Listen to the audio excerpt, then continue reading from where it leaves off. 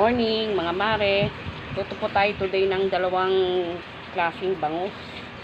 Ito yung ating paksiw na bangus mga mare. O siya niluto sa aking electrical kasi magpe-fried ako ng bangus dito sa isa. Lalagyan ko siya ng breading ng mga anak ko, may breading yan binoneless ko lang siya ngayon mga mare. Aking paksiw na bangus boneless.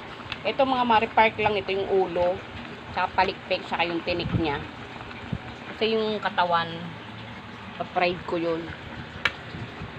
Kaya pasigang nga ng asawa ko to wala mang kakain sinigang kakain lang parito, paksiw na lang. Itong pa-fried ko mga mare. Ito mga mare, ang ating fried boneless bangus. At po yung iba, ito na lang pala pera. Po, kain po tayo. Magagatas pa lang ako. Kain po tayo.